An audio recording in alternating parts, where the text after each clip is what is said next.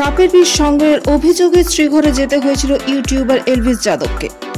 Net মহলে ভীষণ জনপ্রিয় তিনি। তার ঝাঁ ঝকঝকে লাইফস্টাইল, দামি দামি গাড়ি, দামি সানগ্লাস, ঘড়ি একসময় চোখ কপালে তুলত সকলের। তবে আপাতত সে এলভিসের নামে উঠেছে গুরুতর অভিযোগ। নয়ডা পুলিশ গতকাল উত্তরপ্রদেশের একটি আদালতে দাখিল করা 1200 পাতার চার্জশিটে ফের উঠল বিগ বস OTT 2 এর বিজেতার নামে বিস্ফোরক অভিযোগ। উল্লেখ করা হয়েছে একটি ভার্চুয়াল ফোন নম্বর ব্যবহার করে রেড পার্টির জন্য সাপের বিষ সংগ্রহ করতেন এবং তার নেশাখোরদের সরবরাহ করতেন তিনি। অভিযোগপত্রে বলা হয়েছে যখন একটি পার্টির পরিকল্পনা করা হতো এবং সেখানে সাপের বিষের প্রয়োজন পড়ত, তখন এলভিস যাদব তার বন্ধু বিনয়কে কল করার জন্য ভার্চুয়াল নম্বর ব্যবহার করতেন। বিনয় তখন ঈশ্বরের কাছে নির্দেশগুলি পৌঁছে দেন, তিনি সেগুলোকে সর্বপ্রদর্শকদের কাছে পৌঁছন। অভিযোগপত্রে বলা হয়েছে সাপুড়েরা তারপর সে নির্দেশ অনুযায়ী তাদের সাপ নিয়ে অনুষ্ঠান স্থলে পৌঁছে যেতেন।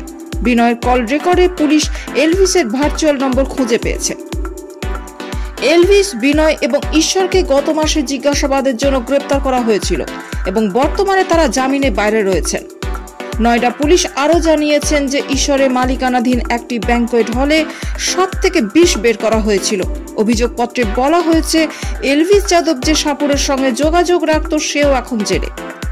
পুলিশ ইউটিউবারের বিরুদ্ধে narcotic drugs and psychotropic substance act 1985 ধারাগুলি প্রয়োগ করার কারণও ব্যাখ্যা করেছেন। সিনিয়র পুলিশ আধিকারিক বিদ্যাসাগর মিশ্র জানিয়েছেন, সাপের চরদের কাছ থেকে জব্দ করা বিষটি কোবরা পরিবারের সদস্য ক্রাইট সাপের অন্তর্গত। আমরা সকল নামধারী অভিযুক্তদের বিরুদ্ধে চার্জশিট দাখিল করেছি। আমরা পর্যাপ্ত সংখ্যক সাক্ষীর বক্তব্য অন্তর্ভুক্ত করেছি। এতে মুম্বাইয়ের ফরেনসিক মেডিসিন অ্যান্ড টক্সিকোলজি বিভাগের একজন বিশেষজ্ঞ রয়েছে। গত বছরের নভেম্বরে নয়ডা সেক্টর 51-এ একটি ব্যাংকোয়েট হল থেকে 5 জন সাপ সরবরাহকারীকে গ্রেপ্তার করা হয়েছিল এবং তাদের কাছ থেকে 9টি সাপ, যার মধ্যে 5টি কোবরা, উদ্ধার করা হয়েছিল। প্রায় 20 মিলি সন্দেহজনক সাপের বিষও পাওয়া যায়। সাপুড়েদের গ্রেপ্তার করা হয়েছিল এবং তারা এখন জামিনে রয়েছে। বিষয়টির তদন্ত পুলিশকে এলভিস যাদব এবং অন্যান্য অভিযুক্তদের দিকে নিয়ে যায়।